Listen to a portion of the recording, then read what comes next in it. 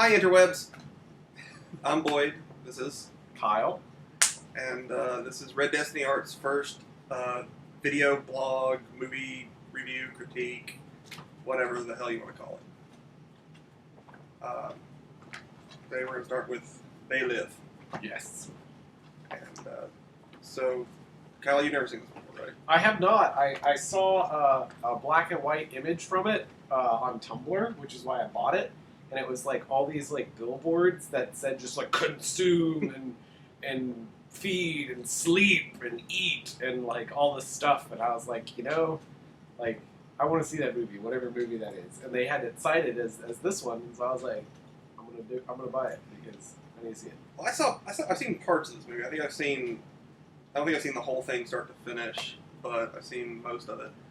And it's one of John Carpenter's movies.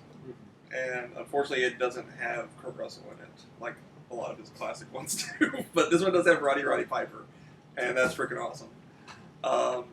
So we'll go get this started, and we'll be back in a few minutes.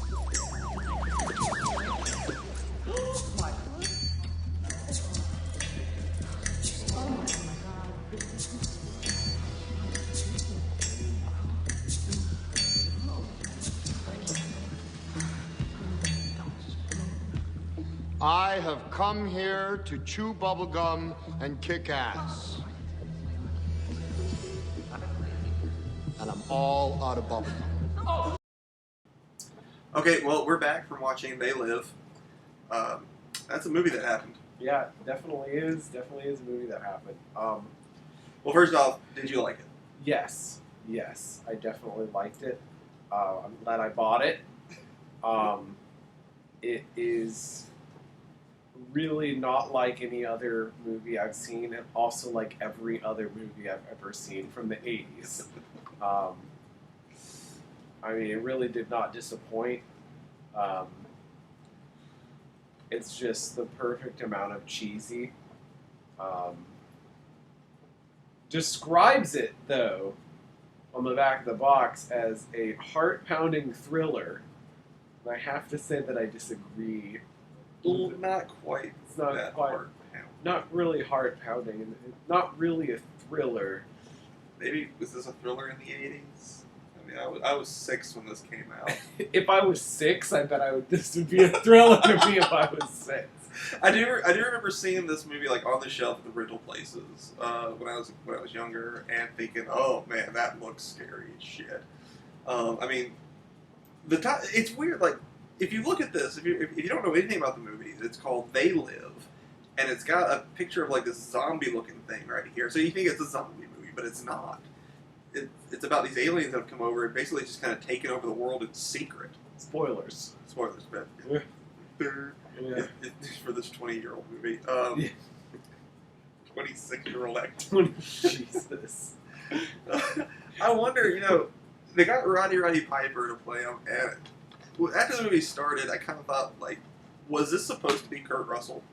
Was it supposed to be Kurt Russell? I don't know. I mean, in the 80s, this is a John Carpenter movie, and in the 80s, he did Big Trouble in Little China, Escape from New York, and The Thing.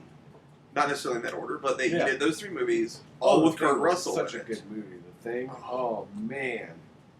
That held up. That definitely holds up. This did not hold up. I am glad I watched it, but this is certainly not a timeless classic. That I disagree. You disagree? It's timeless in the cult sense. Like, I mean, it's a cult movie, and it's like. It's fun now because it's so 80s. Like, that's why. Oh yeah, it's fun. yeah. Like it's like it's different for like The Thing, where you watch The Thing and like regardless of the differences and like the clothing and like how the characters interact, like there's something very human about it and something very horrifying about it, and it's about the fear of the other. And this is very much kind of like the same feeling of like it's the fear of the other and fear of being, except in this one it's more about like it's trying to do like a societal, like it does kind of feel like there's a message, Yeah, This was And the message is very much like a 1%, 1%er, like, you know, the people at the top are getting richer and the people at the bottom are getting poorer, except, you know, the people at the top are basically aliens that are trying to eat you. Like, or whatever, the aliens, because I'm not even really sure what the aliens were really trying to do. They were saying take our resources, but I don't know what that means. Yeah, like, they didn't say they were mining or eat. They said we're livestock, but they don't eat us, and we're not pets, but we're livestock. It's kind of like we were like the Earth was just a cog in their wheel, like they're in the like aliens' bureaucracy wheel or something. Yeah, it's like a cog in their bureaucratic wheel, and I'm like that's.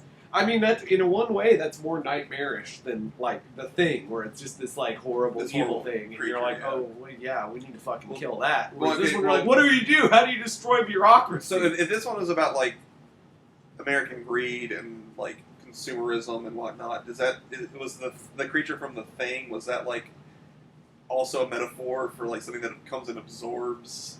I think the Thing is more of a metaphor for like others or things that are outside of our bounds of control. So it's like, whereas like it comes from like a Russian base. So if it's anything, it's like not necessarily about an American thing, but about for things that are outside of our culture, outside of our bounds, things that we don't understand and that we don't have a good grasp on, right. And then when those things try to infiltrate our society and try to infiltrate who we are, whereas They Live is very much like what we are, what our society is corrupted, and it isn't what we think they are, and the majority of us, the masses, are asleep and are just buying into these like big obey, consume, marry, and reproduce. So, then what is Big Trouble in Little China? That's about a dude that punches a lot of guys. And Kung Fu. With Kung Fu and that's pretty much what Big Trouble in Little China is about. So the movie basically starts off with Roddy Piper. He's homeless. He's traveling. He's come to this new big city. Was it New York? Did they say? I mean, can you tell? American city number one. Exactly. Looking for work, and he gets a job at a construction crew, and living in like a little homeless shanty town, and basically just stumbles upon these classes that lets him see the way the world really is. And that's when the movie kind of jumps to the alien stuff. It's like a good 30, 40 minutes. And pretty much becomes an action movie. It kind of becomes a very disjointed action movie. Yeah, it's like he starts off and like the first thing he does is he like wanders around like, oh, and then he immediately decides like, you know what I should do to these horrible evil monsters? I should tell them how ugly they all look. Yeah, he just kind of like, he just runs into one in like a convenience store. Ma'am, you are ugly. You are butt fucking. You are butt fucking ugly. And everyone's like, and then they're all like, we are going to be creepy and speak in unison into our watches. And then like fucking everybody tries to kill him, and then he just decides, I'm going to shoot everybody. And then he like these two alien cops show up, and they're not even trying to kill him. They're just kind of, hey, look, dude. They're like, let's talk. Let's talk. He's just like, nope. And he's like, no, man, I'm going to punch you. Kill and you. then I'm going to take your guns and shit. And then I'm going to walk into this bank and then go, fuck, I'm in this bank. And then that's the moment that he goes, I came here to kick ass and chew gum. And I'm all out of gum. And I'm all out of bubble gum. And you're like, it's such an iconic line. Well, I don't know if iconic is the right word, but it's a famous line. Yeah. And it's been parodied and tributed, and you know it. Chances are you know the line, you just don't know where it came from. But it came from this movie. But it was just so out of nowhere. Like he just went into he didn't even know he was going into a bank. He just walked in, and everyone turns around, and here he is holding a shotgun. And then he's like yeah. I came here to kick ass and chew bubblegum, and I'm all out of bubblegum. And then he starts shooting people. Boom. And from there, he runs into Keith David's character. And they have a 15-minute fight scene. It's like 10 to 15 minutes of them just like beating the living shit out of each other. And that's like the second most iconic thing about this movie.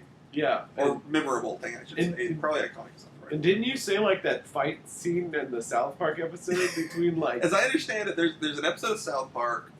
I don't remember the specifics of the episode, but there's a scene where Timmy and Jimmy have this fight, and Cartman is running around. Everyone remembers it because Cripple fight! Cartman is yelling out Yeah. "Cripple fight." Yeah. Classy stuff. Classy stuff. And I'd have to watch this movie. like this movie, and I'd have to watch the episode again to make sure. But I'm fairly certain that the whole scene of Jimmy and Timmy fighting was a recreation of that fight scene between Roddy Piper and Keith David. And first of all, I know I'm calling him by the actor's name. Do you remember anybody's name in this movie? Oh, fuck. Like, Holly. Holly, yeah, the one girl named Holly. The dead-eyed, Played by Eva Lynn from He-Man. Right. And the mom from Stepmother 2. Stepfather 2, I'm sorry. Dude, she was beautiful, but, she had the charisma of a cardboard box. She had these, blue eyes. Blue eyes. They were, electric blue that also just seemed like they were dead inside, like Katy Perry inside. Eyes. There was, at any point... Katy Perry's eyes are dead to me. Soulless, She's probably one of the things. And you put on the glasses and Katy Perry's They Live with her her fucking candy fucking cupcake boobs but then she's got the horrible zombie face and then Lady Gaga's like a normal human being. You're like, what the fuck, yeah, man? really, seriously, what the hell's going on there? What's going on there? You're not even a robot. But the Holly character, I felt like at any point because you always had this just dead-eyed, stared look at her, what you call stoic. I said that at any point she could just reach she's up. Stoic as fuck, dude. If at any point in the movie she just reached up and started ripping her own skin off. You'd just be like, oh, okay, yeah, no. And there was a lizard creature underneath. You'd I would be like, okay, I'm surprised this didn't happen sooner. Yeah. It's like her flesh peeled off and then her eyes started glowing even more intense blue and then laser beams just fired out of them. Started boring the holes in the chest of all the aliens. And then she floated into the air and wings made of fire erupted from her back. And then she says I have come to free you, the human race. Bow before me and live. But then I would be like, okay, yeah, perfect. Okay, yeah. But she was working for the They Live. Right. I mean, you could tell, that was going to happen. But, where did we leave off before we kind of got off on the dead-eyed Katy Perry? I don't know, man. Okay, yeah, a bunch of stuff starts exploding. They go to a resistance meeting. Stuff. They find a resistance meeting. The resistance guys are like, we're going to blow up stuff. And then the the bad guys show up and blow up stuff first. And then they teleport. They figure out how their teleporters work, and they teleport to this secret meeting. Which basically the teleporter basically makes it appear like one of those cartoon hole in the ground. Yeah, for Roger Rabbit. For Roger Rabbit, they might as well be onto the ground and drop through it into the ground. Exactly, yeah. And then they run into this guy. I don't know. Again, and he's like, I'm glad you two are here. And you're like, who the fuck are you? He obviously knows these characters, and they know him. And I think we probably ran into him earlier. Or there was a deleted scene that we did that just got.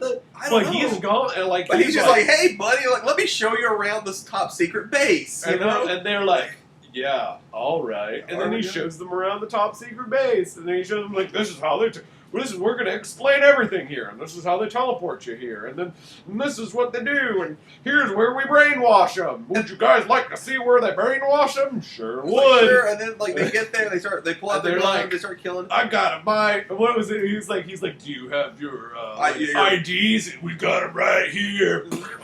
And then the guy that knows them with the goatee, he teleports away, never to be seen again. Yeah, through his Roger Rabbit hole in the ground. Yeah, they run through the office building. They find they run into Holly, who betrays them. Big shocker! I completely saw that coming. See, I was hoping for wings of fire, Nope, Deadeye betrayed. Deadeye. Pretty much. She kills Keith David. Roddy Piper gets to the top. He kills her. He blows up the dish that's transmitting the cloaking field or whatever. And doesn't he say something like? Fuck it. Yeah, basically, something along those lines. He's just like, yeah, screw it, and just shoot, and then they all shoot him. It's like, yeah, and he falls over there, fucking everything explodes, and you're like, all right, yeah, and then then we see the world, or at least America, or that city, start holy crap, there's these ugly alien things around. What's going on here? And the world is starting to come out of it, Uh-huh. and then the last image we have is tits. It's like this woman, and she's just like kind of just like fucking somebody, and you don't see the person she's fucking. I mean, you know what's happening. and you know she's fucking one of the evil One of the dudes, aliens, and then she looks down, and she's just kind of like, and there's one of the and there's aliens. like aliens, she's like, what's wrong, baby? And the movie ends. And that's the end of the movie. Credits. And it's just like, how else would you end this movie? I mean, like, I'm like, that's weird, and I don't think it should have ended that way. But at the same time, I'm like, I have no other idea of how I'd end it. Like, you could maybe have some sort of like summary, like, and then they overthrew the aliens. But really, it's just like everybody, and it's like not like people are like dragging the aliens in the street and setting them on fire. They're like,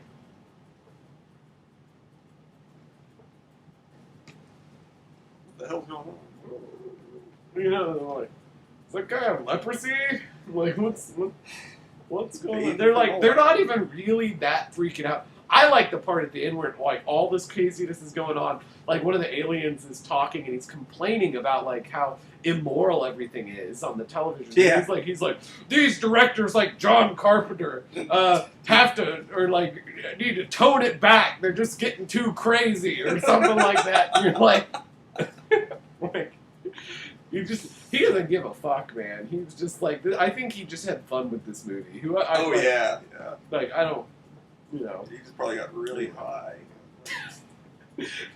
Well, Probably came up with this idea, just got really baked, and was like, oh man, here's an idea.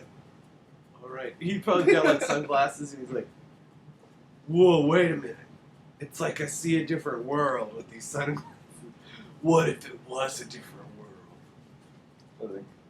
And then everyone's like, oh! They're aliens. And then he Oh my and then when he wakes up the next morning, he's reading the script. He's like, "This is the dumbest piece of shit ever. Let's do it." But really, it's neat. It's got some really fun imagery. It's in fun. it. I dig the movie. If you feel like watching a retro cheats fest, there is a lot worse movies you could go with than this one. Oh yeah. Oh yeah. You made This me watch one is it. enjoyable. I know. And I apologize for nothing. Mega Piranha. Have you the Catnado? Have you heard about Catnado? I saw a Photoshop of it. I hope it's real. Oh my lord! It's like I saw something about Sharknado 2 today. oh lord. And it's like, I think I just saw like a little image of the poster, and it's like the shark's head coming out of the tornado. But I think it also had like the Statue of Liberty's arm next to it, so it was like the Sharknado of Liberty. Oh man, well, I still haven't completely watched Sharknado yet. Like you haven't? I've seen a little bit, dude. You don't have to. Like you really don't. Like, just, like, watch the end where they solve the problem by dropping bombs into the tornadoes. I've seen that. Oh, you're good. You're good. Nothing explosions can't fix. They're like, oh, just drop explosions. Anyway. They Live. Check it out. It's a movie. It's a movie. If you feel like watching a movie, there are other movies out there, but this one has Roddy Piper. Roddy Piper. And Roddy Piper and the freaking bubblegum line. This is the origination of the bubblegum line. If you like cheesy action movies, or you like horror, or you like social commentary without a whole lot of weight behind it, this is perfect for you. If you like 80s quiche. If you like 80s, like, kitsch, yeah, perfect. Exactly. Boom. I think that's a review. That's a review. Did you want to promote anything? Promote anything? I got a book coming out in July, Mars 1, Matterview Publishing, so be on the lookout for that, but I bet it sucks. It really doesn't. It really doesn't. It's about space vampires. So, I mean... Do they sparkle? No. Sparkle-free guaranteed. Excellent. All right. All right. Goodbye, Internet.